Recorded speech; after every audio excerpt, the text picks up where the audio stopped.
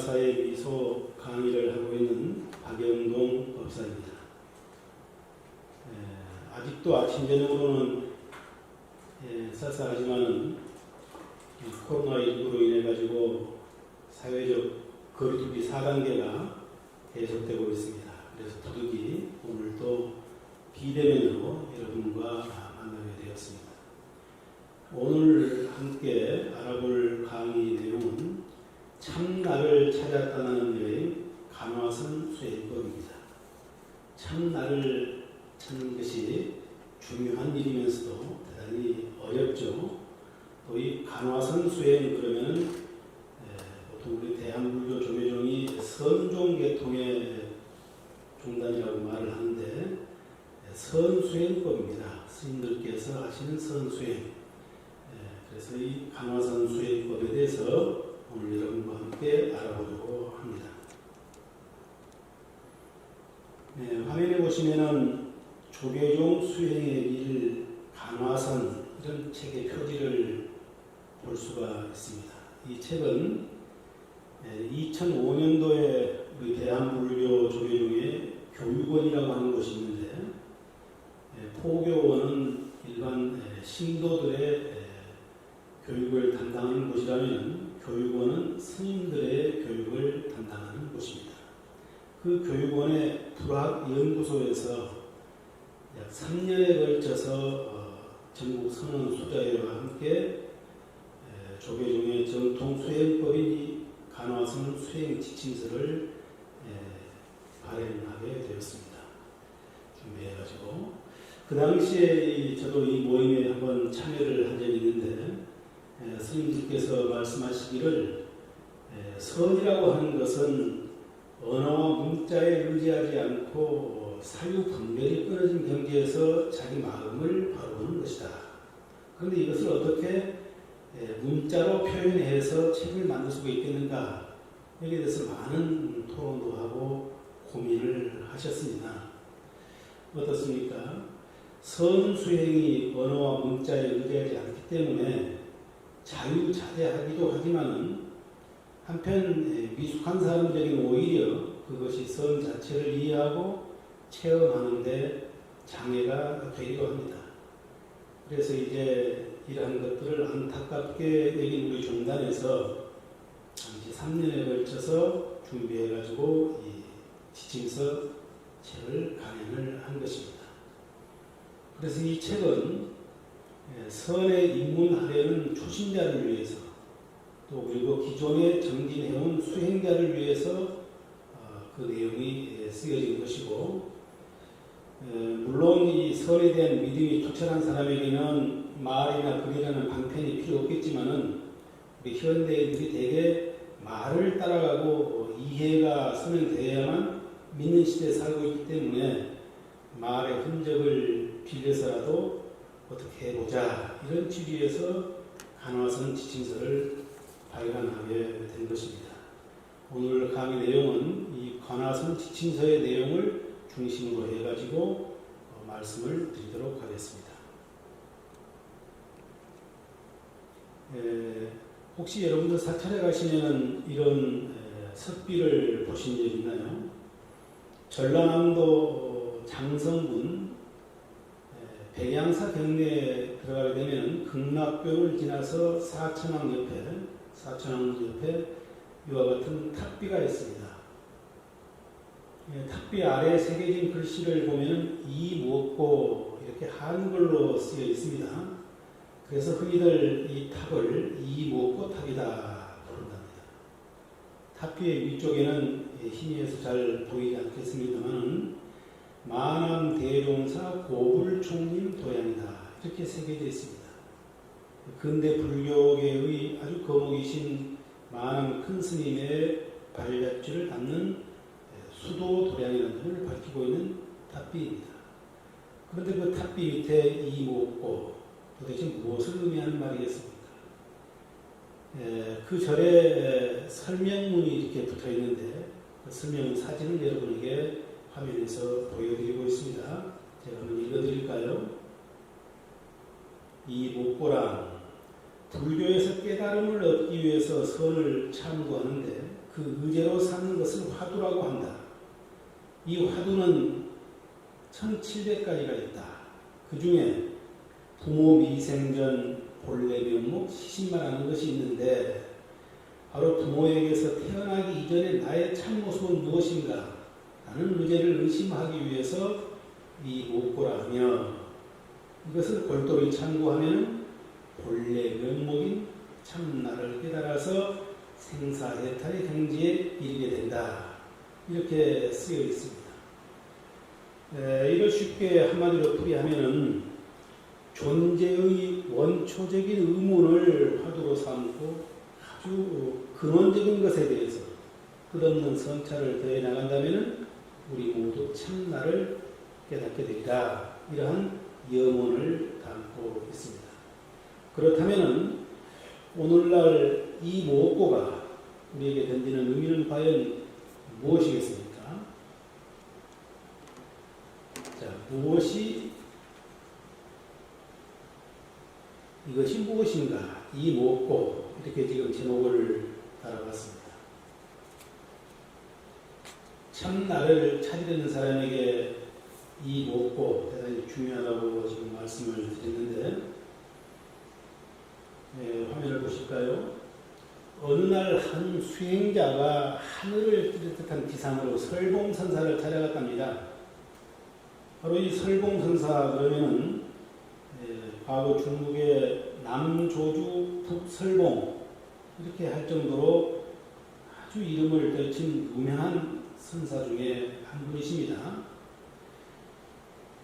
이 설봉선사가 조주록이라고 하는 벽암록이라고 하는 책을 썼는데 벽암록 제51칙에 나오는 화두가 바로 이목고라는 겁니다. 이 목고가 어떻게 해서 나왔느냐 벽암록에 그 내용을 지금 설명하고 있습니다. 그때 설봉선사는 찾아온 사람에게 그들을 향해서 몸을 앞으로 쑥 내밀면서 시신마 이렇게 했다는 거예요. 이것을 우리말로 풀면은 이것이 무엇인가 이 목고 이런 뜻입니다. 이 시신만한 이 목고 경상도 말로 탄생해가지고 이 목고 한국산 화두 1호가 됐다는 것이죠. 시신만한 이것이 무엇인가이지만은 그것은 다름 아닌 무엇이 부처인가 그대의 본래 면목은 무엇인가는 화두라고 합니다. 시신마 화두는 너는 나는 누구인가 더 나아가 그런 문제의식을 가리키는 철학적인 주제라고 말씀드릴 수가 있습니다. 오늘의 강의 주제가 참나를 찾았다는 얘기라고 말씀을 드렸죠. 그래서 이 시신마 나는 누구인가 이걸 찾는 것이 오늘의 간화선을 공부하는 주제인데 바로 두 번째 지금 이목고라는 글씨를 또 지금 화면에서 보여드리고 있죠. 이 화면에 보이는 석비는요. 충청남도 공주 계룡산에 있는 항림사라고 하는 절에 시민들이 참선을 할 수 있는 선방이 있습니다. 시민 선방, 시민 선원이라고 그러죠. 거기에 들어가는 입구의 화단에 이렇게 석비가 되어 있습니다. 아주 알기 쉽게 되어 있죠. 이목고, 화두 일념 이렇게 적혀 있습니다. 요즘에 이 항림사의 대원 스님이라고 하는 큰 스님께서 불교 TV에 나오셔가지고 참선 수행을 위해서 대중화하기 위해서 많은 법문을 하고 계시기도 합니다. 과연 이목고는 무엇일까요? 나는 누구인가를 찾는 것입니다. 나를 누구인가를 찾는 것은 참 어려운 과제이기도 한데 우리 일반 그 대중가요에 보면은 과거에 1988년도에 발표된 노래인가요? 혹시 가수 이장희를 아십니까? 이장희 이 가수가 1988년도에 자작곡으로 나는 누구인가라는 제목의 노래를 불렀습니다. 자, 오늘 강의에 앞서서 이장희의 나는 누구인가 노래를 한번 감상해보고 시작하겠습니다.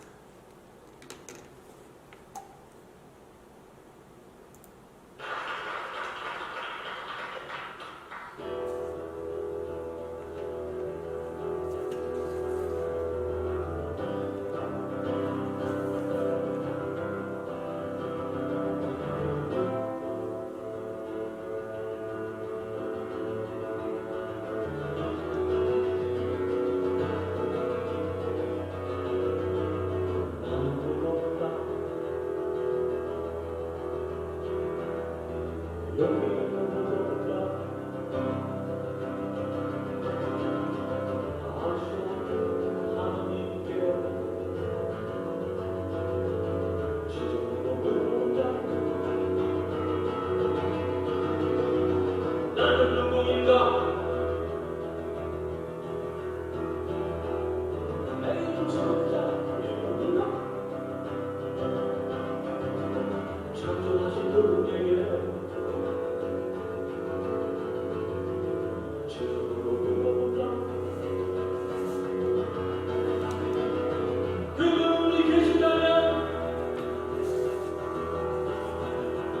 왜 내 마음이 없는 건가?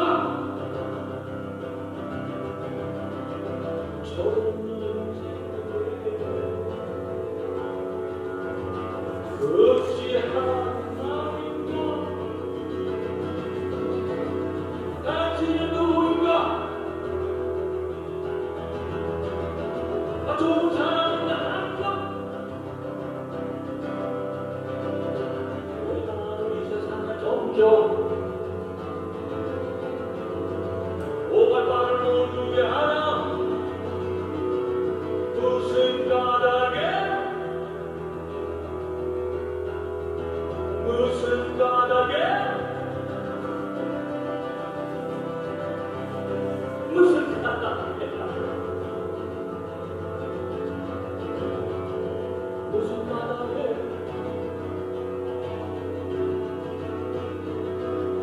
나는 알고 싶다. 전설 속의 에덴의 동산에 소나무는 도대체 무슨 이유로 심어주지 않았나? 무슨 까닭에 무슨 까닭에 무슨 까닭에 무슨 까닭에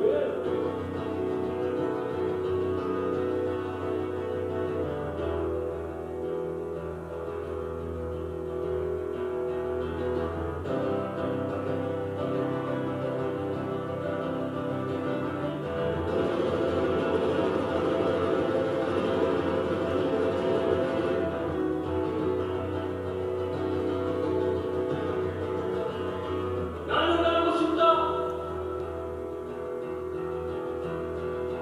전설 속의 동산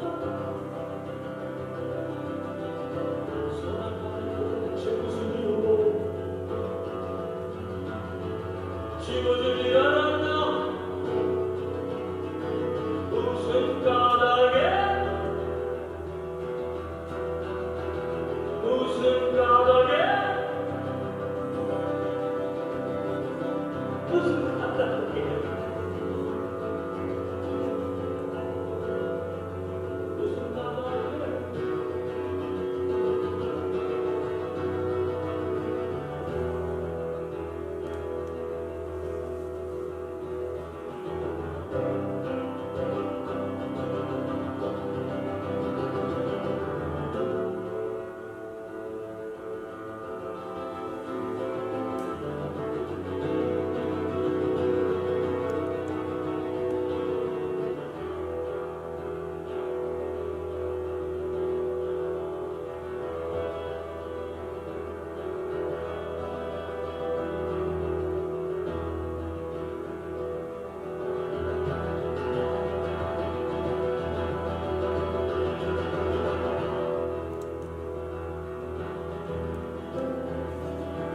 지금 여러분은 1988년도에 발표된 가수 이장의 자작곡 나는 누구인가를 함께 감상하고 계십니다.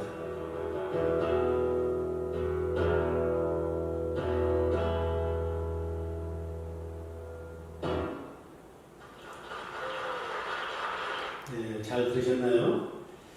자, 나는 누구인가 라는 주제, 곧 이것이 참 나를 찾는 것이라고 그랬죠.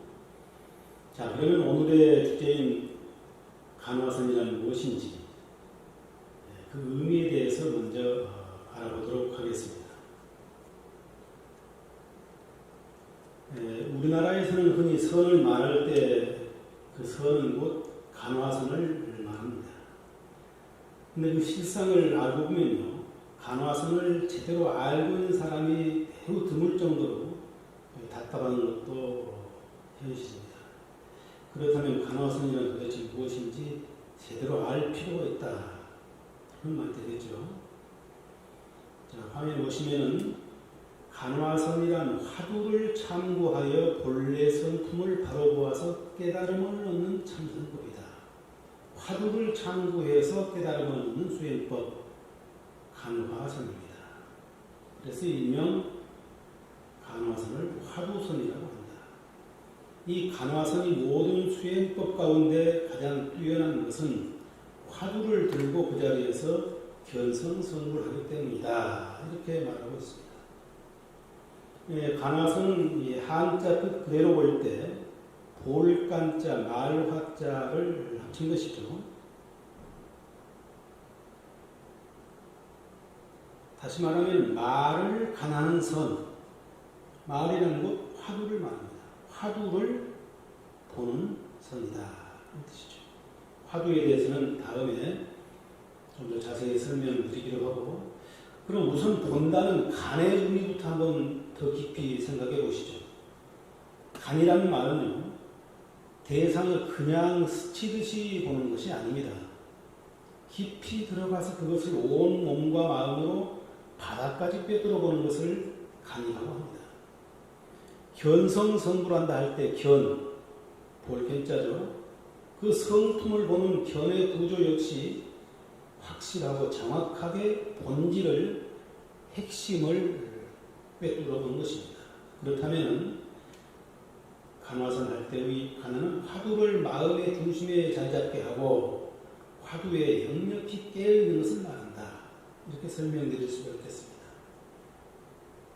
즉 화두와 하나가 된 상태가 간화이고 간화를 통한 선이 간화선이다. 흔히 스님들께서 화두를 든다는 표현을 많이 쓰십니다.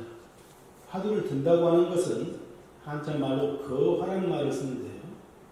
거화란 화두를 들어 올린다, 이런 뜻이죠.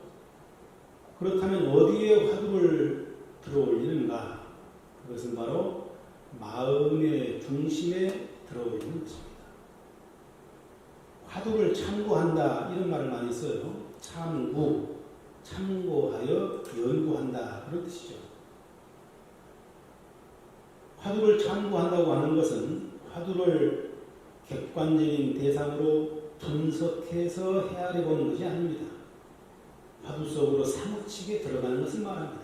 분석해서 헤아려 보는 것이 아니다, 이 말에 주의할 필요가 있겠습니다.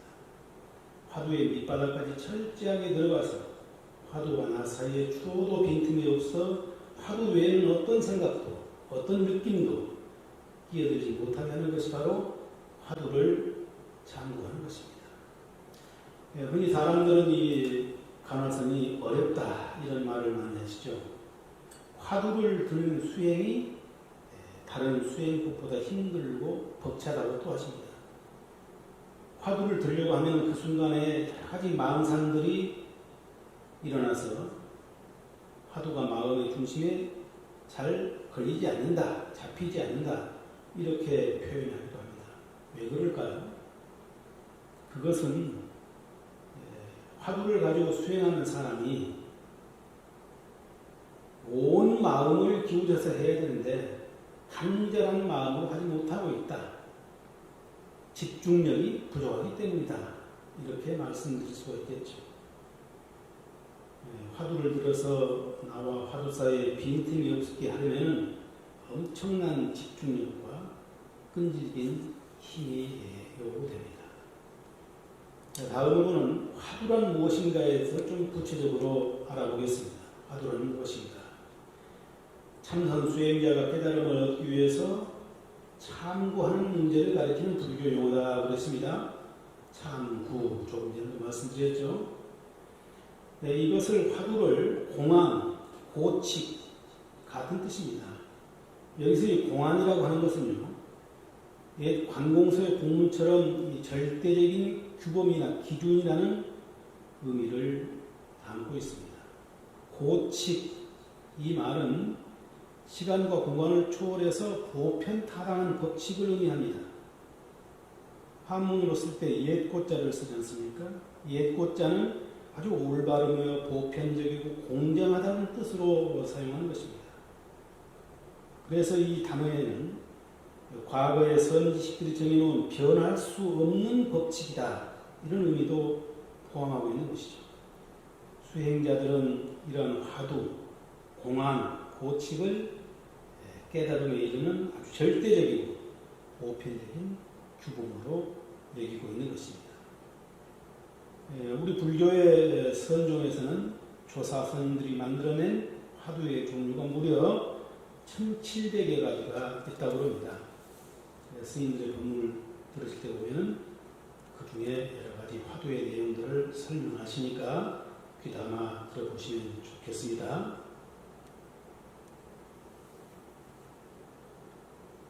다음은 간화선의 대전제. 간화선이 무엇인지 구체적으로 알아보기 전에 간화선의 대전제에 대해서 함께 알아보도록 하겠습니다. 앞에서 말씀드린 것처럼 우리 수행자들은 화두, 공안, 고칙을 깨달음에 이르는 절대적이고 보편적인 규범으로 여기고 수행을 한다 했죠. 간화선 수행을 통해서 깨달음을 얻는다고 말씀드렸는데 정말 이 수행을 하면 누구나 깨달을 수 있는가? 우리 불자라면 늘 들었던 말 중에 하나가 일체 중생 시류불성, 많이 들어보셨죠? 부처님께서는 우리 모든 중생은 부처가 될 가능성, 잠재 능력을 가지고 있다는 말씀입니다. 이는 다른 종교에서는 상상할 수도 없는 불교만이 지니고 있는 중요한 가르침이다, 특징이다, 이렇게 말씀드릴 수가 있습니다. 간화선 수행을 한다는 것은 우리 모두에게 부처가 될 수 있는 가능성이 있다는 그 전제하에 시작되는 것입니다. 우리 모두가 본래 부처라는 사실을 굳게 믿는 것에서부터 출발한다. 누구나 수행을 하면은 우리가 불성을 지닌 존재이기에 본래 부처의 자리에서 볼 수 있다는 그런 대전제. 화면에 이렇게 짧게 써놨습니다. 누구나 본래 부처인 만큼 출가 제가자의 구분 없이 제대로 간화선 수행을 하면은 본래의 부처 자리를 볼 수 있다. 본래의 부처 자리를 볼 수 있다고 했습니다. 출가 제가를 막론하고 누구나 할 수 있다고 했죠. 서장이라고 하는 책이 있는데 스님들께서 강원에서 배우는 교과서 중에 하나입니다.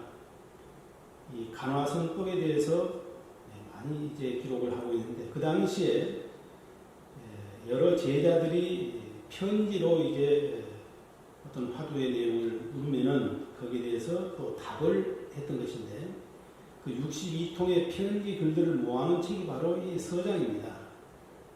그 서장에 보면은 대선사라고 하는 분은 이 마음이 본래 이루어져 있는 부처임을 깨달으면은 온전한 자유 속에서 이 일마다 나갈 것이다. 가지가지 묘한 작용이란 밖에서 오는 것이 아니니 그것은 스스로가 본래부터 갖추고 있는 것이기 때문이다 라고 했습니다. 본래 갖추고 있는 것이다. 또 화엄경 열애 수량품에도 보면 마음과 부처와 중생 이 세 가지는 차별이 없다 이렇게 말씀하고 계시죠. 청정한 마음이 곧 부처라는 뜻입니다. 일체 중생이 다 불성을 가지고 있다. 중생은 근본적으로 청정하다. 바로 간화선은 여기에서 출발을 한 것입니다.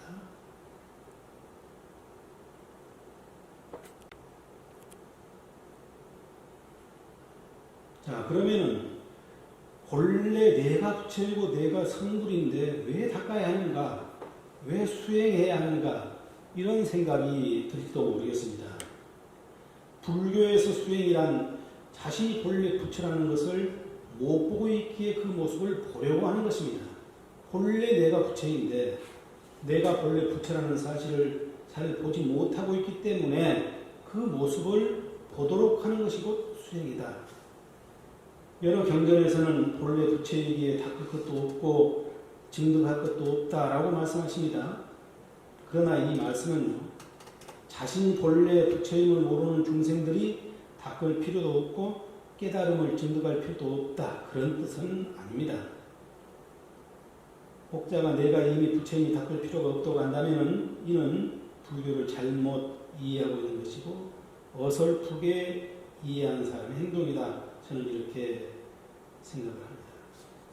역대 선사스님들께서는 결코 수행하지 않고 일 없이 빈둥거리고 지내는 말은 하지 않았습니다. 닦지 않으면 그저 범부일 따름이다 하고 얘기했습니다. 불교의 수행이란 본래 부처임을 자각하고 그 착각을 낳는, 내가 본래 부처임을 알지 못하는 그 착각이죠. 그 착각을 낳는 번뇌 망상을 비우는 것이라는 사실을, 다음은 조사선의 그 역사적 전개에 대해서 말씀드리겠습니다. 흔히 혹자는 이 조사선, 간화선은 다른 수행법인가 이렇게 질문하는 사람들이 있습니다. 한마디로 말씀드리면 간화선은 조사선의 정신과 사상을 개선한 것이다. 이름은 비록 다르지만 본질적인 측면에서는 동일한 것이다, 이렇게 말씀드릴 수가 있겠습니다. 자, 화면을 보시면서 그 역사적 전개 과정을 간략하게 말씀드리겠습니다. 부처님은 성도 후에 45년간 쉼없이 법을 설하시면서 자신의 깨달은 세계를 마가섭존자, 부처님의 10대 제자 중에 한 명이죠. 마가섭존자에게 전한 이래 삼처전심이라고 부릅니다. 제28대 달마에 이르기까지 인도에서 법맥을 유지하여 왔습니다. 그러다가 이 달마대사가 중국에 선법을 전하게 됐죠. 그래서 중국에 선법을 전하면서 초조가 된 겁니다. 중국 조사선의 초조가 된 달마 이후에 2조 해가, 3조 승찬, 4조 도신, 5조 홍인, 6조 해능 스님으로 이어집니다. 해능 스님 이후에 이제 이 조사선이 더 크게 발전해가지고 그것이 당나라 시대 이후에 시대를 거치면서 간화선으로 발전을 하게 된 과정을 오늘 구체적으로 설명을 드리도록 하겠습니다. 그럼 조사선이란 무엇일까요? 조사선이란 무엇인가? 이걸 요약해서 말하면요, 조사선이란 글자의 뜻에 얽매이지 않고 바로 이심전심으로 법을 전하는 것을 조사선이라고 해요. 화면에 보시면은 조사선이란 열애선, 좀 어려운 말이니까 부처님께서 설한 경전에 의거해서 수행해서 깨닫는 선을 열애선이라고 말하고요. 또 의리선, 이성적 사유를 통해서 분별심을 통해서 지식적으로 접근해서 깨달아보고자 하는 선, 이걸 의리선이라고 해요. 이 조사선은 이러한 의리선, 또 앞서 말씀드린 열애선의 상대적인 말로 부처님이 설한 경전이나 어느 문자에 의지하지 않고 불린 문자로 곧바로 마음을 직시해서 직지인심해서 깨달음을 얻는 것이다. 그래서 글자의 뜻풀이에 의지하지 않고 바로 이심전심으로 전하는 선법을 조사선이다, 이렇게 말하죠. 넓은 의미로 본다면 자신의 마음이 본래 청정해서 본래가 없고, 또 중생은 누구나 다 불성을 지니고 있고, 본래 부처다, 본래 진리를 깨달을 수 있는 능력을 가지고 있다, 본래 부처와 다름이 없다, 이렇게 말씀을 드렸죠. 그러한 점에서 큰 의미에서 본다면 열애선이나 의리선도 그와 같은 경지와 관점, 목표, 지향하는 바는 조사선, 간화선과 다를 바가 없습니다. 이제 시대적으로 봐서 6조 해능 스님 이전까지를 보통 이제 학자들은 열애선, 그 이후를 조사선 이렇게 구분합니다. 왜냐하면 열애선, 조사선에 대한 구분이 6조 해능 스님 그 이전까지는 없었기 때문입니다. 해능 스님 계통의 문화에서 특히 마도 도일 스님이라고 하는 스님이 계시는데 그 문화에서 과거의 선이 다르기 때문에 마조스 문화에서 나온 종례의 선이 과거의 선과 다르기 때문에 그 이름을 붙여서 조사선이다 이렇게 해서 시작했다는 것입니다. 이 조사선의 핵심 사상은 네 가지로 살펴볼 수가 있습니다. 많이 들어보셨죠? 조사선의 사상과 정신을 대표적으로 나타내는 말입니다. 물론 이심전심이라는 말씀도 있겠습니다만 불임자, 교회별전, 직지인심, 견성, 성불이다.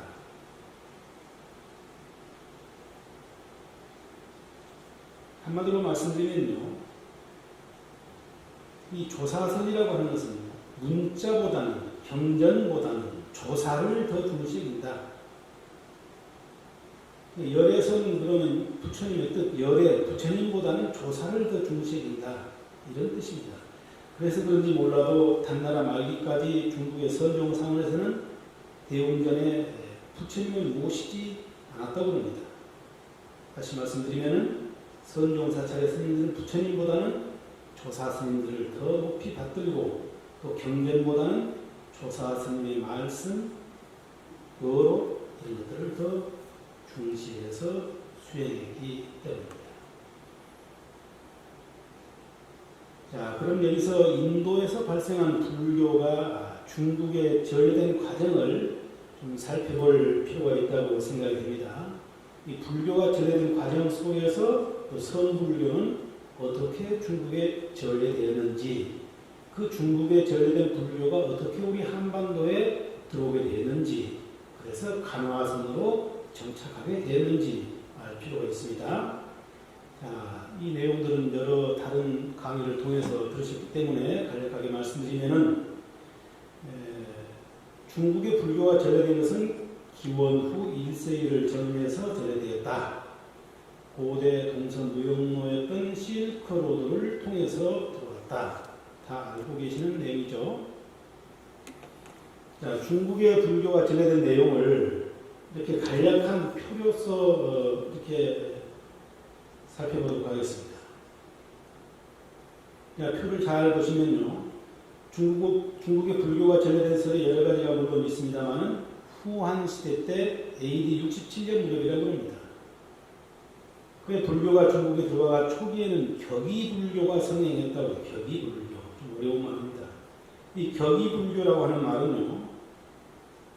불교의 중국전의 초기에 위나라, 진나라 시대에 나타났던 그 말인데 불교 교리 이해 방법, 불교 연구 방법을 표현하는 말입니다.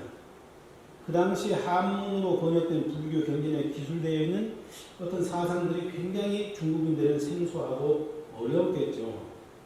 그래서 불교의 경전들을 당시의 중국의 노자, 장자, 노장 사상이나 유교 사상 등의 개념을 활용해서 이렇게 설명했던 것을 격이불교라고 합니다.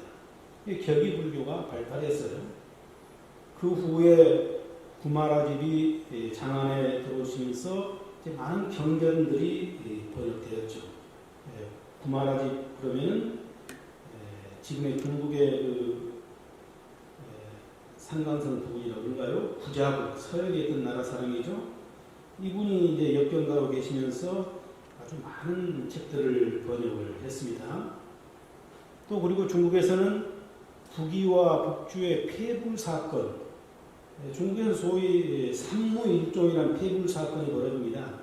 남북조 시대에 북조에 해당하는 위나라, 그 다음에 주나라의 두 무종이 불교를 박해해서 승려를 환속시키고 또 사찰을 파괴했다는 것입니다. 또 그 이후에도 800년 무렵에 당나라 무종 때도 한 번 있었습니다. 또 950년대 와가지고는 후주의 세종 때 또 폐불 사건이 있었습니다. 그래서 크게 보면은 중국에 4번에 걸친 삼무일종의 폐불 사건이 벌어지기도 했습니다. 그리고 그 시기를 지나서 지금 화면에 보시는 것처럼 선불교를 중국에 전한 보리달마 얘기가 나옵니다. 달마선 얘기죠. 바로 이 달마 스님께서 527년도에 바다를 통해서 중국에 도착한 이후에 지금의 광동성 광주에서 머물렀다가 남경에 도착해서 양무제, 중국 양나라의 초대 황제죠. 양무제와 함께 문답을 하고 시기가 아닌 것을 알고 다시 소림사로 가가지고 9년 동안 면벽 수행을 했다. 거기서 제2조인 해가스님에게 법을 전했다. 이런 내용 하실 겁니다. 하여튼 달마 스님이 선법의 불교를 그 당시에 이제 가오게 된다. 그리고 이제 현장 스님의 신번역 시대가 도래합니다. 구마라집을 우리가 구역이라고 한다면 현장 스님 이후의 번역을 신역이라고 그러죠. 자, 많은 경전들이 이제 번역이 됐습니다. 그 번역된 경전들을 또 중국에서는 대장경을 만들게 됩니다. 이 북송, 관판대장경 이런 것을 들어보셨나요? 송태조가 발원해서 971년도에서 983년까지 세계 최초의 목판대장경 북송에서 만들어졌습니다. 그 이후에 이제 우리나라 고려에서도 초조대장경, 또 거란대장경, 또 북송의 동선사판 대장경 등 한 20여 종의 대장경이 간행되었습니다. 자, 대장경의 역사가 쭉 있고 그러다가 1089년에서 1163년도에 태어나신 대종고스님이 나옵니다. 이 대종고스님께서 간화선을 체계화시켰다. 이 간화선을 체계화시켰다고 하는 것은 보리달마 이후에 육조 해능 이후에 많은 선사스님들이 계셨는데 그 당시에 조사선이라고 그랬죠. 조사선의 선문답을 통해서 해 나왔는데 이것이 너무 이제 형식화되고 이런 문제가 있다 보니까 바로 대종고 스님께서 화두를 가지고 수행하는 것을 이렇게 체계화시켰다. 화두선을. 이것이 바로 간화선입니다. 간화선은 한마디로 말씀드리면 선문답을 화두로 정형화했다. 이렇게 말씀드릴 수가 있겠습니다. 참고로 중국의 불교 전례에 관한 설화 가운데 하나를 간략하게 소개해드리면 많이 들어보셨나요? 한나라 명제 때 어느 날 명제가 꿈속에서 꿈을 보는데 금인을 보았다. 금으로 된 사람을 보았다는 것입니다. 신하를 불러서 금인이 누구인가 물어봤더니 서방에 성이 있는데 존경받는 훌륭한 사람이다 라고 설명했다. 그래서 명제는 금인을 모셔오라 명해서 18명의 특사를 파견했다. 서역으로 가는 도중에 인도 승려를 만나게 되었다. 그 인도 승려는 백마, 흰 말에 경전을 싣고 중국으로 오던 길이었는데 그와 함께 낙양으로 돌아오니 황제 명제는 문 앞까지 마중을 나가 그를 맞아들였다. 또한 명제는 낙양 근처에 백마사라는 절을 지었다. 이 백마의 상을 세웠다. 그랬습니다. 이때 백마에 실려있던 경전이 어떤 경전이냐? 42장경이다. 이런 것들이 이제 기록에 나와 있습니다. 꼭 여러분들이 참고로 알아두셔야 할 것은 중국의 성지순례도 많이 하시겠죠. 중국 최초에 지어진 사찰이 바로 백마사입니다. 백마사. 낙양시에서 약 한 12km 정도 떨어진 곳에 위치하고 있죠. 꼭 한번 가보시기 바랍니다. 성지순례가 되면. 그리고 중국의 처음 불교가 전래돼서 번역된 경전이 어떤 경전이냐 이렇게 물으면은 무슨 경전이라고 말씀드렸죠? 42장경이다. 꼭 참고로 기억해 주시기 바랍니다. 자, 그리고 앞서 격의불교에 대한 설명을 간략하게 드렸는데 다시 한번 말씀드립니다. 중국인에게 쉽게 이해되지 않는 불교 교리를 널리 이해하기 쉽도록 하기 위해서 유교나 도교 등 중국 고유의 사상으로부터 유사한 개념이나 용어를 차용해서 설명하는 것을 격의불교라고 한다. 그래서 우리가 뭐 공이라든가 이런 사상을 이제 무 이렇게 이제 반야신경에서 많이 번역하고 했던 것이죠. 자, 인도에서 성립된 이지적인 불교를 중국화하는데 성공했다는데 물론 의의가 있습니다. 그러나 많은 문제점을 지니고 있죠. 격의불교는 불교를 중국 사상과 융합시켜 본래 의미를 변질시키는 폐단이 있었다. 불교 본래의 현실 해결적인 실천적 입장이 도외시되고 무의적이고 도피적인 성격의 종교로 불교가 오해되었다. 특히 도교의 무의자연 사상 이런 것들이 불교와 결합되면서 도피적 성격의 종교로 불교가 오해를 받게 됐다. 이런 문제점을 안게 되었습니다. 그래서 이러한 격의불교의 문제점을 극복하기 위해서 그 이후에 불도징이라든가 도안이라든가 해원이라는 여러 큰 스님들께서 경전을 새롭게 이제 번역하게 되는데, 바로 특히 이제 도안 스님, 해원 스님 이런 분들은 동진시대의 스님들인데 경전의 표준화 작업을 하신 분들이다, 이렇게 말씀드릴 수가 있겠습니다. 자, 중국에 전래된 불교의 특징을 간략하게 몇 가지 살펴보면요, 앞서 말씀드린 것처럼 중국 불교의 가장 큰 특징이라 한다면 방대한 양의 불교 경전의 번역이라고 할 수가 있습니다. 그런 많은 경전들이 번역되자 그 경전들의 교학 사상의 위치를 확인하고 또 그 경전들의 체계를 세우는 것이 또 하나의 중요한 과제가 되었습니다. 이것이 바로 교상판석입니다. 교상판석. 자, 중국 불교에서 유래한 이 불교 용어인 교상판석, 잘 기억해 주시기 바랍니다. 많은 불교 경전들을 설법의 형식과 방법, 순서와 내용, 그리고 교리에 따라서 분류하고 체계화하고 했던 것입니다. 이 교상판석입니다. 이 교상판석, 경전들을 번역해서 그 경전들을 이렇게 체계화하고 분류했습니다. 그러면서 특정 경전들을 중심으로 또 수행하는 하나의 종파가 형성되었습니다. 이것이 바로 중국 불교의 종파불교입니다. 수나라, 당나라 시대의 여러 종파가 있습니다. 우리 13개의 종파가 지금 화면에 보이시죠? 구사종부터 해가지고 제일 마지막에 선종까지. 각 종파에서는 소위 경전이라고 하는 경전이 있습니다. 예를 들면 천태종, 화엄종, 법화종과 화엄종을 소위 경전으로 한다. 뭐 이렇게 이제 하시면 되겠죠. 자, 이러한 교상판석과 종파불교, 이것이 이제 특징인데, 이 종파불교의 제일 마지막에 쓰여진 이 선종, 오늘 우리가 배우려고 하는 관화선과 지금 맥을 같이 하고 있는데, 이 선종은 앞서 말씀드린 것과 같이 초조 달마대사에 이어서 육조 해명대사에게 의해 성립되고 그 이후에 5가 7종으로 발전해가지고 중국 불교를 이렇게 번창하게 했던 것입니다. 자, 화면에 지금 여러분들께서는 선불교의 법맥을 보고 계십니다. 자, 서가모니 부처님으로부터 제1대 제자 빨간 글씨로 되어 있습니다. 가섭존자로부터 시작해가지고 보리 달마존자까지 인도에서 28대 제자가 만들어졌습니다.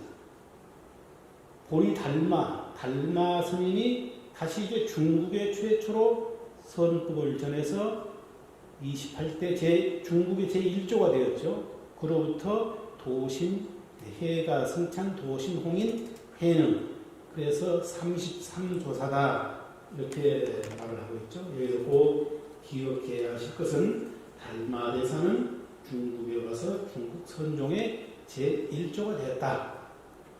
이 점은 꼭 기억하셔야 되겠습니다. 그러면 최초로 가섭에게 부처님께서 법을 전했다 그러는데 이것은 삼처전시이다 이런 말을 써요. 부처님께서 세 곳에서 가섭을 통해서 이심전심으로 법을 전했다. 그것이 바로 영산회상 그 영화시중, 차례가면 이런 벽화 그림들을 볼 수 있죠. 두 번째는 다자탑전 분반좌, 세 번째는 사라쌍수와 곽시쌍구. 자, 좀 구체적으로 말씀드리면 영산회상에서 부처님께서, 영산회상 그러면은 왕사성의 북쪽에 있는 산입니다. 여기서 이제 법화경도 설하시고 무량수경도 설하셨다고 그래요. 그 당시에 부처님이 영산회상에 계실 때 대범천왕이 금색 파라와를 들고 꽃을 들고 올리는 것을 세존 봤습니다. 세존이 손에 들어 대중에게 올렸습니다. 이제 대범천왕이 부처님께 올리니까 세존이 손에 들어서 그것을 들어가지고 대중에게 보였다는 것입니다. 그 수많은 대중이 다 망인 자실해 가지고 있는데 오직 가섭이 빙그레 웃었다는 것입니다. 그때 부처님께서 이르기를 나에게 정법 안장과 열반 요심이 있으니 실상은 상이 없는 미묘한 법문이라. 그런데 마가섭이 웃었다. 그래서 나의 법을 마가섭에게 부축하노라 했다는 것입니다. 다자탁전 문반자 부처님께서 이 사위성 고도곤에 계실 때 대중들을 위해서 설법을 하고 있는데 부처님의 10대 제자인 마가섭이 뒤늦게 검옷을 입고 밖으로부터 돌아오셨다는 겁니다. 늦게 오신 이 마가섭에게 부처님께서 뭐라고 하시느냐, 잘 왔다 가섭이 하면서 당신께서 앉아있는 자리의 반을 나누어주면서 여기 앉아라 이렇게 했다는 것입니다. 그때 대중들은 저 늙은 비구 마가섭이 무슨 덕이 있기에 감히 부처님의 자리에 앉을까 이렇게 이상히 여겼겠죠. 바로 이 모습은 서남인 부처님께서 내가 열반에 들면은 입적을 하게 되면은 나의 법을 이을 사람은 바로 가섭이다 하는 것을 말없이 보여주신 것이다 이렇게 말할 수가 있겠습니다. 사라쌍수와의 곽시쌍부 이것은 무엇일까요? 역시 부처님이 돌아가셨을 때 얘기입니다. 이 가섭존자가 장례식장에 좀 늦게 도착했다고 합니다. 그래 이 10대 제자인 가섭존자가 관 앞에서 아주 슬피 울었다고 그래요. 세존이시여 어찌 벌써 열반에 드셨나이까 이렇게 이제 호소하면서 우니까 돌아가신 서가모니 부처님께서 두 발을 관 밖으로 내놓으면서 광명 빛을 내놓았다 이런 이제 기록이 나와 있습니다. 관 밖으로 두 발을 내보이셨다. 곽시쌍무 발 뒤꿈치를 관 밖으로 보였다 그 말이죠. 바로 선종에서는 이를 삼처전심이라 그래가지고 교회 발전의 유일한 근거로 해서 매우 중요시 하고 있습니다. 이와 같이 이제 가섭에게 전한 법이 달마대사에 이르기까지 28대에 걸쳐서 이제 쭉 전해지다가 중국에 이제 법이 전해지는데 화면에서는 지금 중국 선종의 법궤들을 다시 한번 보시겠습니다. 자, 인도에서 28대였던 제자가 중국에 와가지고 제1대 제자가 되었습니다. 2조 해가대사, 3조 승창대사, 4조 도신대사, 5조 홍인대사, 홍인대사 밑에 6조 해능과 신수 이렇게 지금 해나와 있죠. 6조 해능과 신수 대단히 중요한 인물들입니다. 해능 스님은 다음에 이제 주로 남종선을 발전시킨 인물이고요. 신수 스님은 북종선이라고 합니다. 남과 북 이런 용어는 이제 수행하는 장소에 따라 붙여진 이름이기는 하겠습니다만은 북종선 그러면 점차 닦아서 깨달는다. 또 해능 스님의 남종선 그러면 도노법, 도노선법 갑자기 문득 깨달은다. 도노를 중심인 것입니다. 도노전수 이런 말 들어보셨죠? 남돈 북전 그래요. 남종선은 도노를 강조하고 북종선은 점차 닦아서 깨달음을 있는 점수 수행을 강조한 것이죠.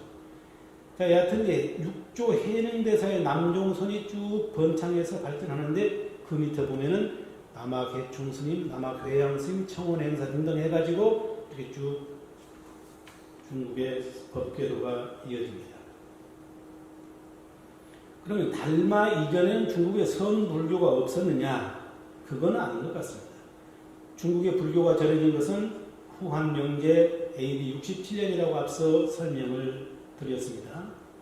그런데 달마대사가 중국의 선법을 전래하기 이전에 기록에 보면은 안세고라든가 지루가참이라든가 구마라지 이러한 사람들이 하는 경전들을 번역했는데 그중 경전의 하나가 바로 안반수의경, 선행법상경, 또 반주삼매경, 좌선삼매경 이런 경전들이 있습니다.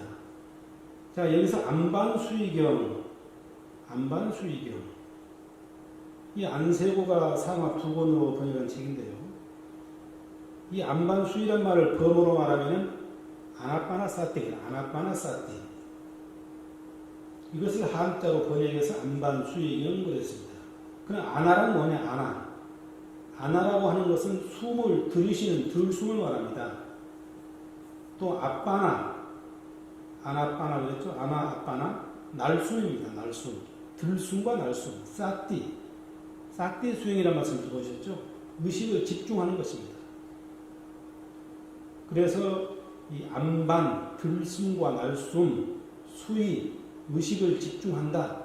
안반수의라고 하는 것은 들숨과 날숨에 정신을 집중하는 선정 수행법을 말합니다.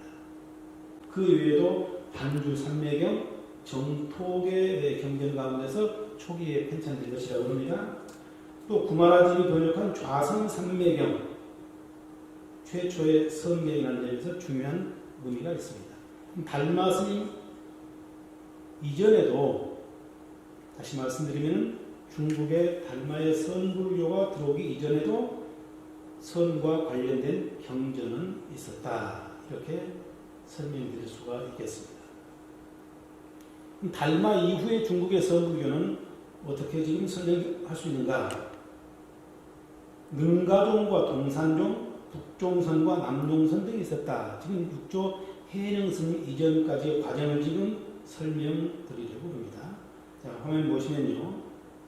능가종이라고 하는 것은 능가경의 번역자인 구나발타라를 제1조로 해서 달마대사 2조, 3조, 4조, 5조, 홍인 6조로 쭉 전승돼서 이어졌다. 이렇게 설명되어 있죠. 여기서 능가경이라고 하는 것은 부처님께서 인도의 능가산에서 대보살을 상대로 설한 불교 경전입니다. 그런데 이 능가경이라고 하는 것은요, 주로 이제 인도에 성행했던 대승불교의 한파 중에서 유가행파라고 하는 것이 있는데, 바로 이 유가행파의 능가경은 바로 선의 철학적 근거가 담겨있는 경전이기도 합니다. 그 능가경의 번역자인 구나발타라를 중심으로 해서 이러한 종파가 형성되어 있었다. 그리고 또 이제 쌍몽 도신과 황매 홍인의 선법, 아까 4조, 5조에서 홍인대사, 도신스님, 도신대사가 있었죠. 그래 이제 달마 이후에 도신과 홍인의 선법을 위해서 동산종이 또 있었습니다. 그래서 동산종이라고 하는 것은 화면에 쓰여 있습니다만은 두 개의 봉우리로 된 쌍봉산 중에서도 동쪽에 있던 빅무산에 거주했기 때문에 동쪽에 거주했기 때문에 동산종이다. 이렇게 불렸다고 합니다.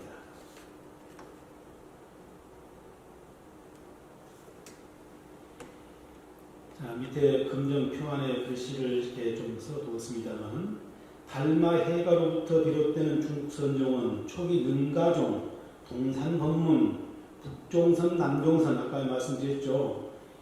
해능 스님과 심수대사, 홍인 이후에 심수를 중심으로 한 북종선, 해능을 중심으로 한 남종선 시대를 거쳐서 9세기 전후에 강서의 마루두일과 호남의 석도회천 및 그들 문화에서 뛰어난 선생들의 활약에 의해서 조사선의 생활중으로 발전하게 되었다.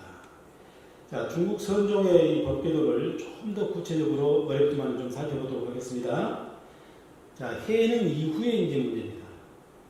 앞서 말씀드린 것처럼 해능 이후에 남종선이 크게 번창했다고 그랬어요. 왜 중국의 선종 법궤도에서 해능 이후에 이러한 선명을 법궤를 말씀드리냐면은 바로 우리나라 신라 시대에 많은 사람들이 바로 이 시기에 중국 유학을 통해서 여기에 법을 우리나라에 가져왔기 때문입니다. 그러니까 해능 스님 이하에 나온 여러 가지 종파의 법들을, 선맥들을 우리나라에 가져와가지고 발전시켰다. 그런 점에서 이 법궤도는 대단히 중요한 의미가 있습니다.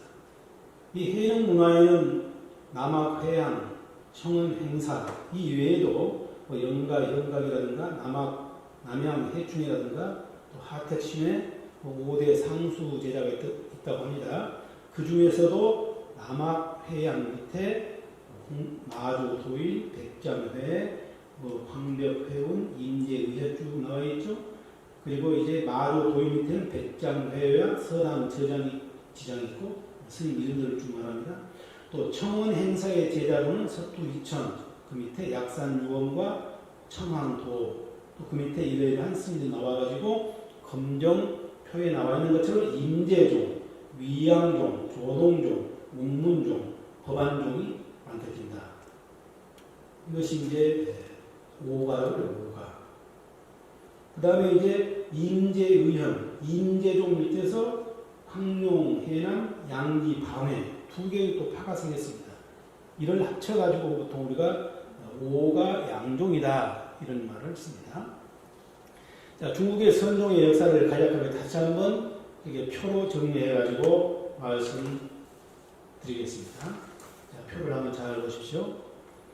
자, 이제 중국의 선종의 역사를 정리하는 건 여기서 마지막으로 하겠습니다. 남인도에서 왕자였던 달마대사가 인도에 28대 제자였죠. 중국에 왔다. 양무제 때 들어왔다고 그랬죠. 순산 소림사에서 9년간 면벽 수행했다. 그래가지고 이조해가에게 법을 전했다. 능가병과 함께 능가족이 나왔죠. 또 도신 홍인의 동산족이 나왔죠. 그 이후에 쭉 이어져서 이제 홍인까지 이어졌다. 홍인의 제자 신수, 그 북종선을 만들었습니다. 해능, 남종선을 만들었습니다. 이 북종선은 금방 없어지고 사라지고 남종선이 번창해가지고 다양화되는데 그 중에 대표적인 것이 바로 5가 7종이다 그랬습니다. 자, 여러분들 달마대사 그러면은 어떤 생각이 가장 먼저 떠오르나요? 중국 선종 법계에서 시간 관계상 많은 스님들의 내용을 다 설명드릴 수가 없고 달마대사에 대해서는 우리가 지금 많이 관심이 있기 때문에 한번 살펴보겠습니다. 달마대사 그러면 제일 먼저 달마도가 떠오르시죠? 달마도 그러면 잘생긴 인물은 아니죠. 아주 우락부락한 무서운 모습을 지금 하고 있죠. 그리고 또 떠오르는 게 뭐죠? 달마대사. 불교를 모르는 사람도 달마 그러면은 소림사, 무술을 떠올립니다. 우리나라의 젊은 사람들은 영화도 달마를 많이 접했습니다. 달마의 놀자, 달마가 동쪽으로 간 까닭은 혹시 보셨나요? 2001년도에 개봉된 코미디 영화죠. 달마의 놀자.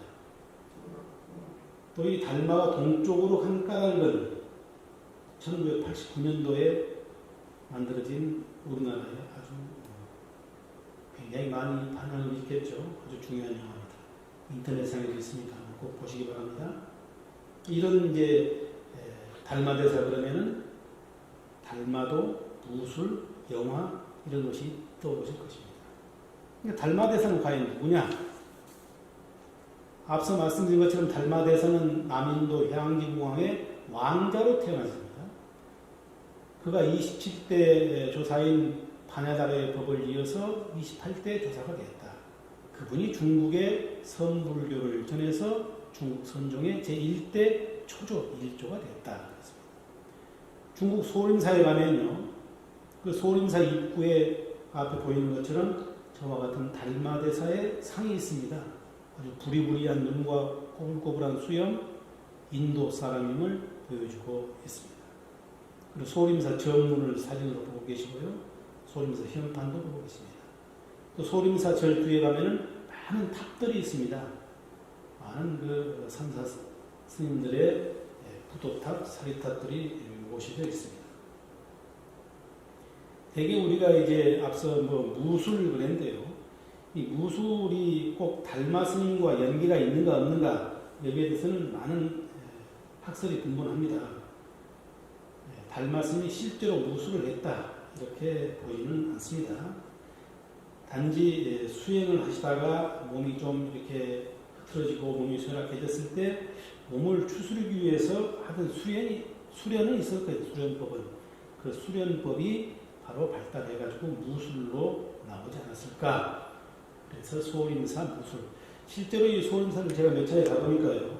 차를 타고 올라가는데 양 옆에 보니까 무술을 배우는 우리로 말하면 전문 학교죠. 그런 학교들이 굉장히 많습니다. 수백 개가 있습니다. 그래서 그들은 주로 무엇 때문에 무술을 배우냐? 어느 한순간에 영화에 이렇게 나가가지고 배우가 되면은 일확천금 큰 돈을 벌 수 있기 때문에 무술을 한다고 그래요. 또 소림사에 가면은 소림사 입구 들어가기 전에 그 큰 건물을 지어가지고 공연을 하고 있습니다. 스님들께서 돈을 받고 무술하는 장면도 볼 수가 있습니다. 꼭 한번 가보시기 바랍니다. 이 달마대사가 이제 소림사에서 9년 동안 면벽 수행을 했다 그랬습니다. 소림사라고 하는 것은요, 소림, 숲을림자죠. 숲 속에 있는 사찰이다. 그래서 붙여진 이름입니다. 이제 소림사가 숭산이라고 하는 산에 있기 때문에 보통 우리가 이제 숭산, 소림사, 그런데 이 숭산에는 크게 봉우리가 이제 두 개가 있습니다. 태실봉과 소실봉. 이 소실봉 꼭대기에 보면 또 오유봉과 바루봉이 있어요. 바루봉. 그 오유봉 꼭대기에 가면은 실제로 달마 스님께서 수행했던 이와 같은 동굴이 있는데 지금도 이렇게 잘 모셔져 있습니다. 무려 깊이가 5m고 너비가 3m 정도 됩니다. 그리고 과거에는 이 소림사 이 면벽 수행했던 꼭대기에 천연 동굴 속에 달마와 해가상이 있었는데 지금은 소림사 큰 전 밑에 와가지고 입설전에 달마와 해가상을 모셔놨습니다. 달마와 해가상의 그림도 지금 여러분들은 보고 계십니다. 자, 달마와 해가의 분다. 혹시 이런 말씀 들어보셨나요? 해가, 아까 이제 중국 선종의 제2조라고 그랬죠. 신광이라고 하는 인물은 해가 스님이 젊었을 때 이름입니다. 신광이라고 하는 이름을 가지고 수행을 할 텐데, 절에 가면 이와 같은 그 벽화 그림도 많이 보여있죠. 그림이 좀 적어서 안 보이겠습니다만은, 앞에 한 분이 앉아 계시죠? 달마대사가 밑에 누군가가 지금 무릎을 꿇고 있죠? 옆에는 칼이 하나 있습니다. 칼. 그래서 자기 칼로 자기의 한 팔을 꺾어가지고 쳐서 피가 뚝뚝 떨어지는데 추운 겨울에 그것을 또 한 팔로 받치고 있는 그림입니다. 자, 눈이 내리던 어느 겨울이었습니다. 신광은 달마가 면벽하는 동굴 밖에 서 있었습니다. 눈은 무릎까지 쳤습니다. 꿈쩍도 하지 않던 달마가 말을 건넸습니다. 그대가 구하는 것은 무엇인가? 계속 그렇게 법을 구하기 위해서 앉아있으니까 물었습니다. 신광이 답을 했습니다. 묻 중생을 건져 주십시오. 달마가 말했습니다. 만약 하늘에 붉은 눈이 내리면 복을 주리다. 추운 겨울인데 하늘에 붉은 눈이 내리면 내가 너에게 복을 전해주리다. 한마디로 거절했죠. 그때 그러자 신광은 칼로 자신의 왼팔을 잘랐다. 피가 튀어 눈밭을 붉게 물들였다. 붉은 눈이 내린 생이었다. 그걸 본 달마가 말했다. 부처나 보살은 몸을 삼지 않는다. 목숨으로 목숨을 삼지 않으니 법을 구할 만하다. 이렇게 해서 해가에게 법을 주었다는 것입니다. 그래서 달마의 법을 이어받은 사람이 이제 제2조 해가 대사입니다. 자, 마음이 불안합니다. 안심법문 이런 말 많이 들어보셨죠? 전등록이라고 하는 책에 나와 있는 말인데, 전등록, 서가모니 부처님의 조사스님들의 법맥과 법어들을 모아놓은 책이 바로 전등록입니다. 전등록에서 해가와 달마대사의 대화가 나옵니다. 해가 스님이 묻습니다. 나의 마음이 편안하지 않습니다. 나의 마음을 좀 편안하게 해주십시오. 달마대사가 이렇게 얘기합니다. 마음이 편안하지 않다고? 편안하게 해달라고? 그러면 그대 마음을 한번 가지고 오거나 마음을 가져오면 내가 편안하게 해주겠다. 해가가 말합니다. 아니, 마음을 찾아도 마음이 없는데요? 마음이라고 하는 것이 형상이 있는 것도 아니죠? 색이 있는 것도 아니죠? 달마는 그때 뭐라고 말씀하셨을까요? 나는 이미 그대의 마음을 편안하게 하겠다. 이렇게 해서 깨달음을 주었다는 것입니다. 이게 바로 유명한 안심법입니다. 또 달마대사와 양무제와 문답했던 내용, 아주 유명한 내용이죠. 이 양무제는 무려 48년이라는 긴 세월 동안 그 당시에 다스렸던 아주 훌륭한 관계죠. 바로 이 양무제는 불교를 장려해서 중국에 이제 문화를 번영시켰던 그러한 인물인데 50여 년간 태평성대를 유지하면서 아주 전성기를 이뤘다고 그래요. 그 무렵에 달마대사가 중국에 와가지고 양무제를 만났는데 양무제는 아주 불심이 강해가지고 많은 이제 사찰도 짓고 불사에 동참을 했던 것 같습니다. 그래 양무제가 묻습니다. 어느 날 달마대사에게 나는 그동안에 수많은 절을 짓고 경전을 간행하고 불교 교단을 후원했다. 나의 공덕이 얼마나 되겠습니까, 스님? 그랬더니 달마대사가 아무런 공덕도 없습니다. 기가 막힌 얘기죠. 또 양무제가 묻습니다. 무엇이 불교의 성스러운 진리인가요? 불교의 진리가 무엇입니까? 무엇이 성스러운 진리입니까? 이렇게 물었을 때 달마대사는 이렇게 답했습니다. 진리라고 하는 것은 텅 비어서 공해서 성스럽다고 할 것도 없습니다. 또 묻습니다. 그럼 지금 내 앞에서는 당신은 도대체 누구요? 그건 나도 모릅니다. 혹시 여러분들 오직 모를 뿐 오운이 돈 노우 이런 책 보셨나요? 숭상 스님의 제자인 그 하버드에서 온 현각스님 아시죠? 현각스님이 책을 썼는데 2002년도에 그 책의 이름이 오직 모를 뿐 이런 책의 이름을 썼어요. 그 책의 이름이 바로 여기서 나온 말을 본다는 것입니다. 오직 모를 뿐. 바로 이러한 것이 이제 화두라고 그럽니다. 선사가 지금 문답을 하고 있죠. 조사선이라고 하는 것은 이런 문답을 통해서 상대방을 깨닫게 하는 거예요. 근데 이것이 너무 형식화되고 하기 때문에 다음에 간화선에서는 이것을 더 축약시켜서 화두를 만들어가지고 화두를 탐구함으로써 깨달음을 얻겠다. 이렇게 알 수가 있겠습니다. 자, 아신 바와 같이 이제 중국의 기원 후 한나라 명제 때, 후한 명제 때 AD 67년 무렵에 중국에 전래되었다. 이러한 불교가 우리나라의 한반도에 전래가 됐는데 한반도에 전래된 불교는 바로 삼국시대에 들어옵니다. 과거 젊었을 때 중고등학교 때 국사시간을 통해서 많이 배웠겠죠. 그럼 이 당시에 중국에서 우리나라에 불교가 전래되올 때 어떤 불교가 들어왔겠습니까? 중국 불교의 특징은 교상판석이 된 종파불교라고 그랬습니다. 초기에 많은 경전과 종파불교가 들어왔을 것입니다. 그리고 그 이후에 달마 이후에는 또 선불교, 중국의 선종이 대단히 발전했기 때문에 선불교의 가르침들을 중국으로부터 받아들였을 것입니다. 불교의 한반도 전래도입니다. 전진을 통해서 고구려에, 동진을 통해서 바다로 백제에, 또 신라는 고구려를 통해서 저 경주까지 불교가 전래되었다. 옛날에 배웠던 내용을 쭉 한번 보십시오. 고구려 소수림왕 때, 백제 침유왕 때, 신라는 도통왕 때, 순도 마라난타 2차도를 통해서 중국의 전진과 인도 신라를 통해서 들어왔다. 삼국은 왜 불교를 받아들였을까요? 수용 이후에 불교는 어떤 역할을 했겠습니까? 여러 학자들의 주장이 있습니다. 서울대 김철중 교수는 이와 같이 주장을 하고 있습니다. 부처님의 권위를 빌려서 왕권을 강화시키려고 했다. 왕권 강화가 불교를 받아들인 목적이었다.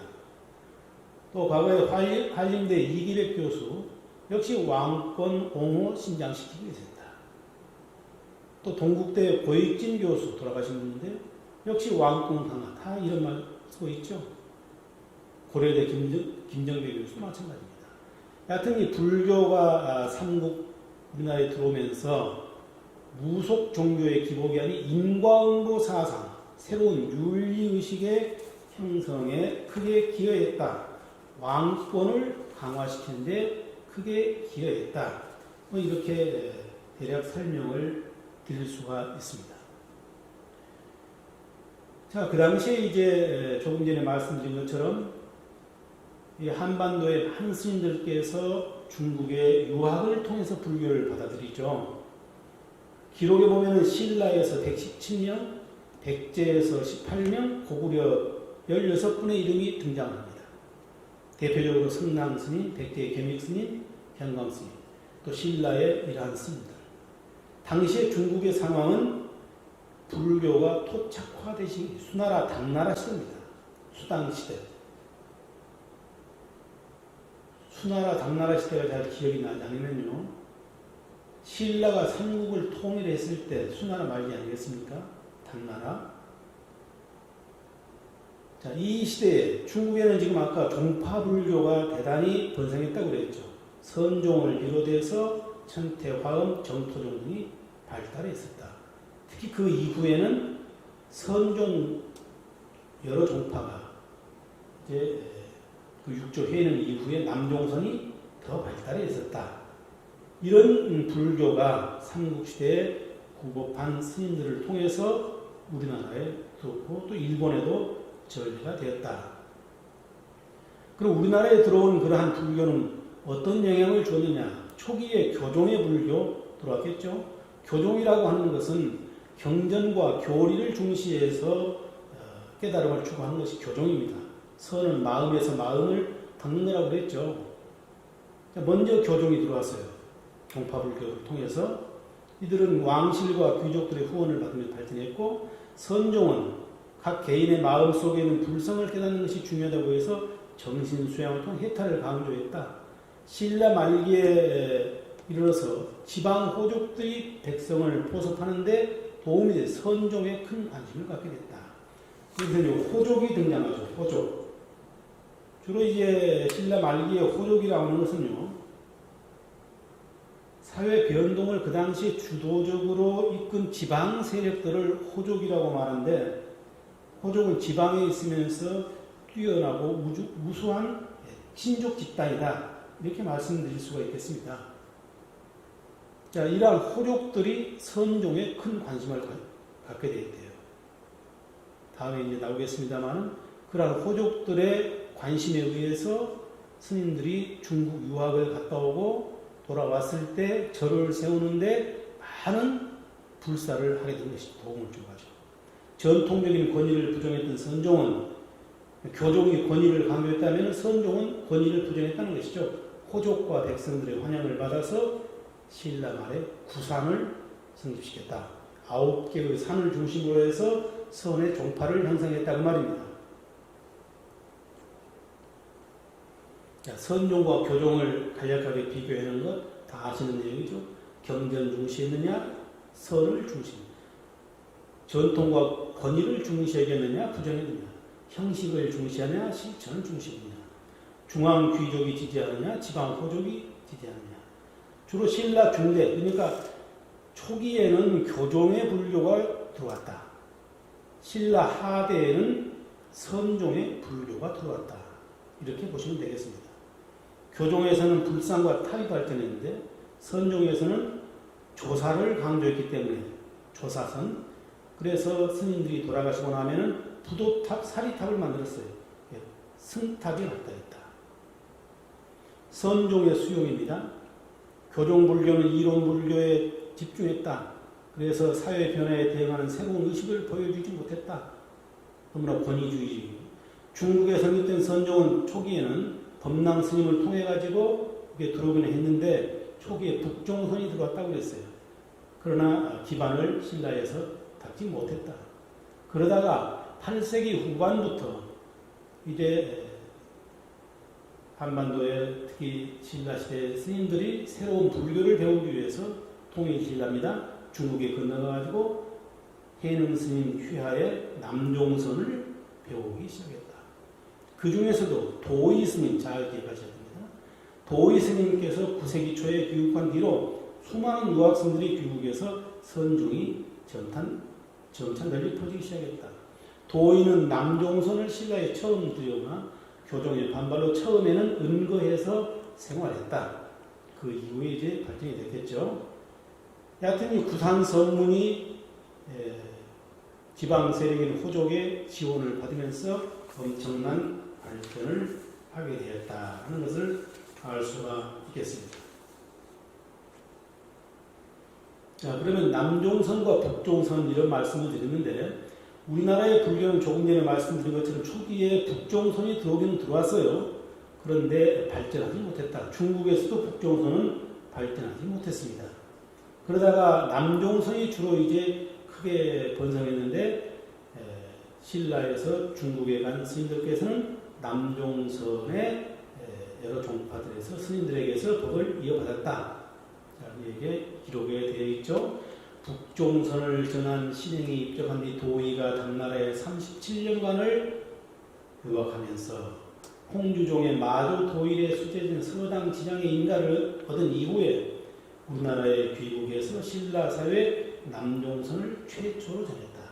남종선을 최초로 전했다. 우리나라의 선법을 최초로 실질적으로 전했다. 그래서 도의 스님을 현재 대한불교 조계종에서는 종조 스님으로 여기고 있습니다. 대한불교 조계종의 최초의 종조다. 도의가 귀국한 후에 5, 6년 뒤에 당나라에서 홍척 스님, 해철 스님, 해소, 현욱 스님, 도윤, 범인, 무렴 스님 등의 선승들이 홍주종의 선법을 계승한 뒤 귀국함으로써 남종선의 선법이 우리나라에 엄청나게 퍼졌던 것입니다. 이 선불교가 신라인에게 주목받게 이유는 뭐냐? 지방 호족을 중심으로 선불교가 수행되었는데 실천불교를 지향했다. 자급자족의 경제 생활을 지향했다. 일체 형식과 권위를 탈피하고 실천 수도에 매진했기 때문에 신라인들에게 선불교가 주목을 받게 되었다. 이렇게 설명드릴 수가 있겠습니다.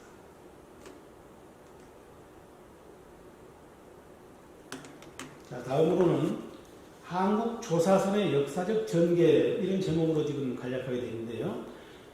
자, 한국 불교 9세기경 조금 전에 여러 이제 스님들에 의해서 유학생들에 의해서 남종선이 쭉 들어왔다고 그랬죠. 고려 초 신라 말 당나라 유학생들로부터 육조 현행의 조사선 전통을 이어받았다. 이들은 가지산문의 계산조, 다음에 설명드립니다.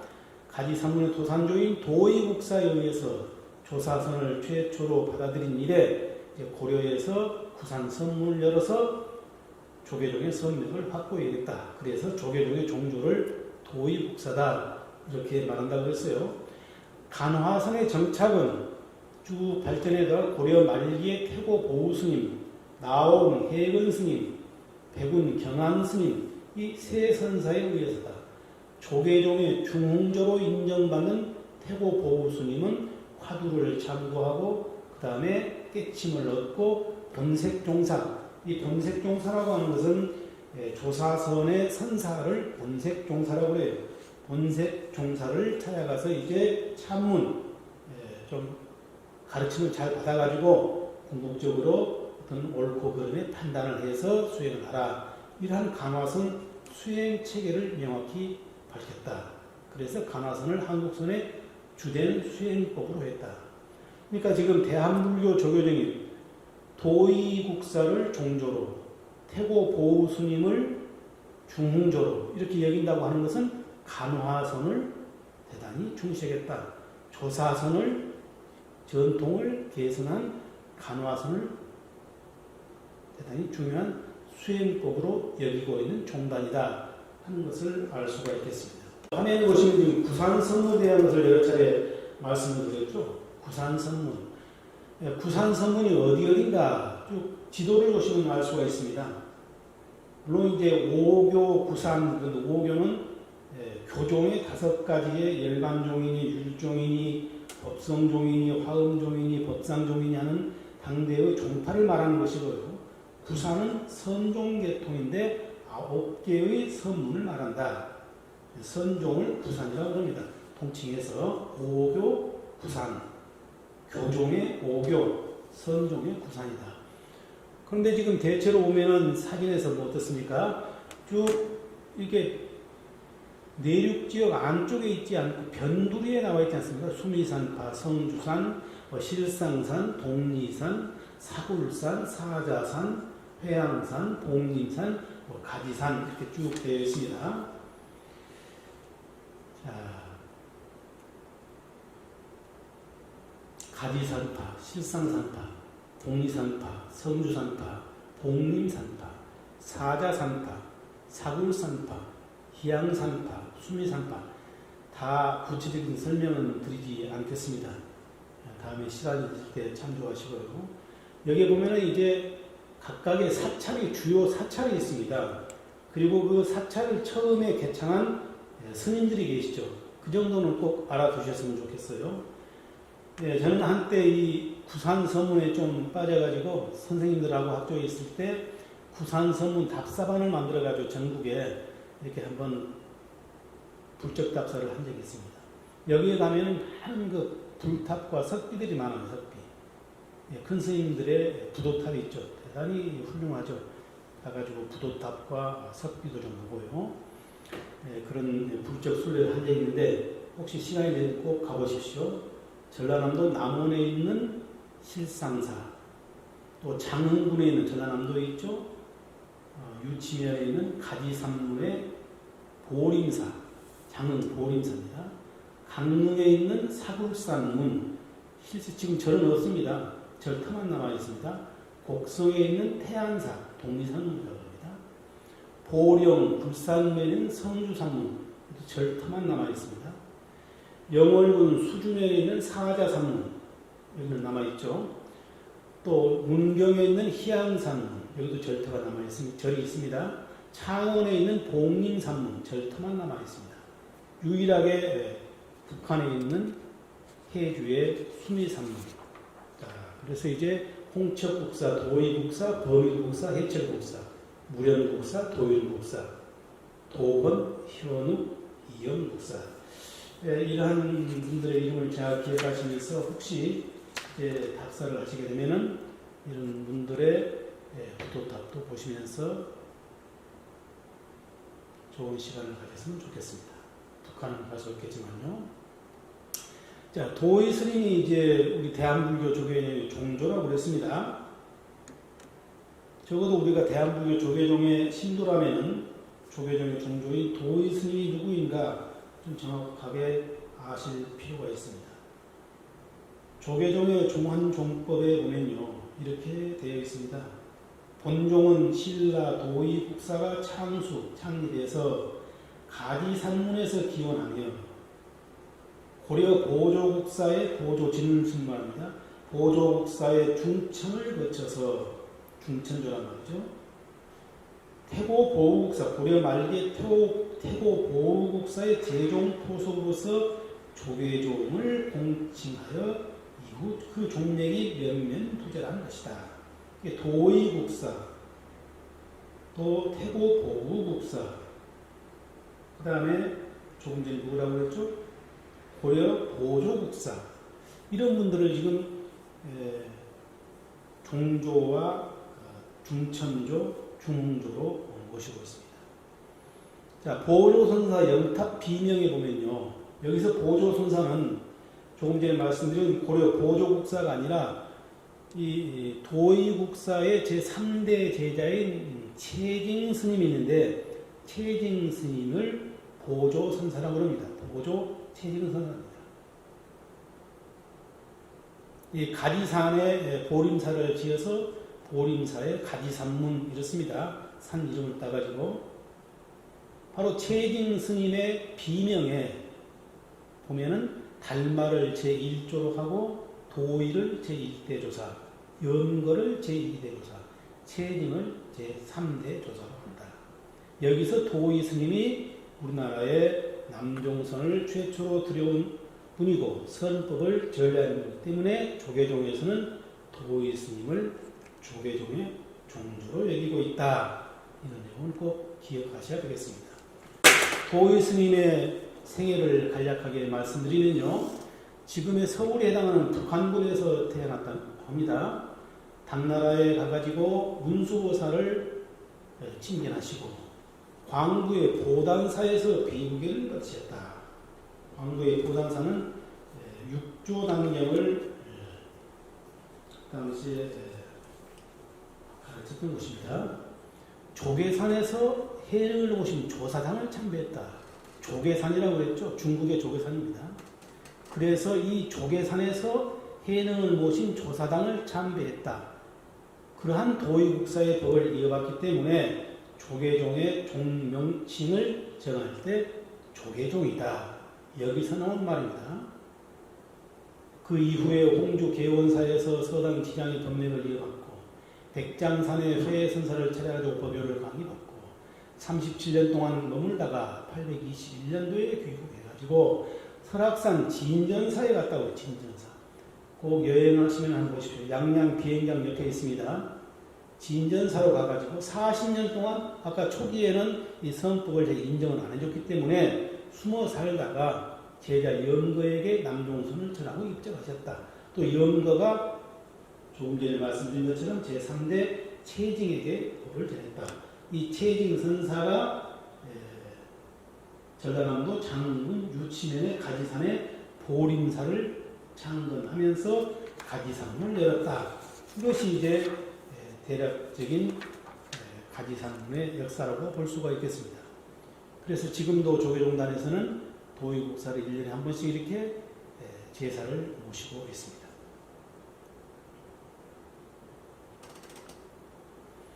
자, 이 선사, 선사는 얼마나 큰 위상을 지니고 있었는가.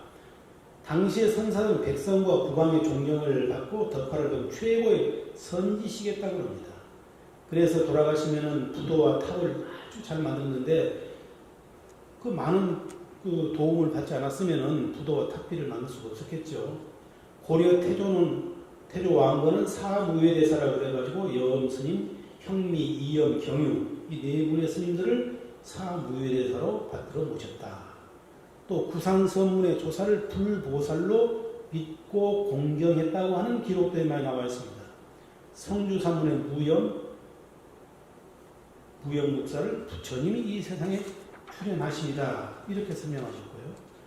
또 도의와 진감국사를 두 보살로 이끌었다. 이런 기록도 나와 있고, 특히 사굴산문의 범위국사는 대관령의 산신으로 모셨다는 기록도 나와 있습니다. 한국 불교는 크게 이제 두 주류로 볼 수가 있습니다. 아까 오교 구산에서 말씀드렸죠. 처음에는 교종의 불교가 들어와서 교학이 발전했습니다. 그 이후에 선종의 불교가 들어왔습니다. 그러다가 교학시대, 선교 병립시대, 선교 윤석의 시대를 거쳐가지고 지금 현재는 선교 겸학의 시대다. 이렇게 볼 수가 있겠습니다.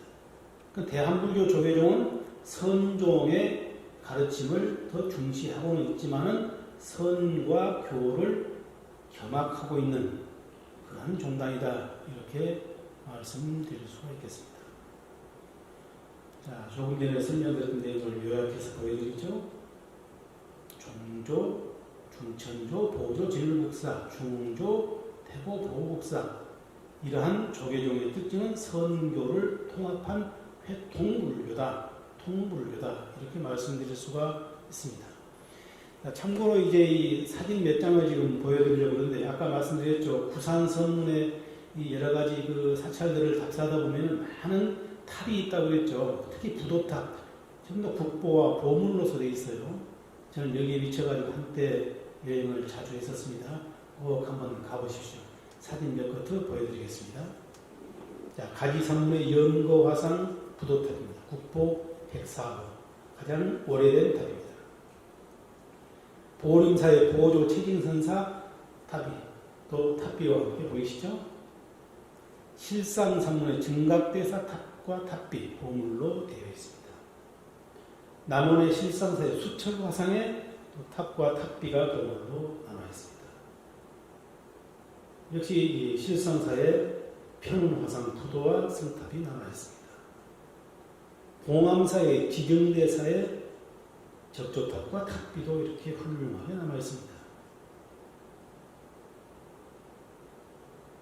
또 독리산문에 탑비가 남아 있습니다. 강릉 굴산사터에 남아 있는 범일국사의 성탑으로 추정되는 것이 남아 있습니다. 또 진경대사의 탑도 이렇게 보물로 지정되어 있습니다. 혹시 다른 데는 다 못 가시더라도요. 서울에서 가장 가까운 것이 여주 있죠, 여주. 여주 그러면 신력사만 많이 아시는데 신력사 가기 전에 그 구국도를 가다 보면 고달사지가 있어요, 절터가. 지금은 조그만 절이 하나 마련되어 있고 그 산 자락에 참 다 논밭에 엄청난 탑과 이렇게 기색이 있는데 고달사지에 가면은 정말로 훌륭한 석조 문화들을 볼 수가 있습니다. 보물 8호가 있고요. 석조 대자로 보이시죠? 원종대사 탑비 보물 6호가 있습니다. 시외의 제자 원종대사 탑 보물 7호가 있죠. 고달사지의 성탑은 이렇게 아름다운 탑들인데 지금도 이것이 과연 누구의 성탑인지 잘 밝혀져 있지 않다고 합니다. 과연 누구일까요? 국보 제4호로 되어 있는 것인데요. 원감 현욱대사의 성탑이 아닌가 이렇게 주장하는 사람들도 있습니다. 자, 기회가 되시면은 구산 성문을 답사하시면서 그 사찰에 있는 여러 성탑과 탑비들을 보실 수 있도록 했으면 좋겠습니다. 철감 대사 우리 화순이 있습니다.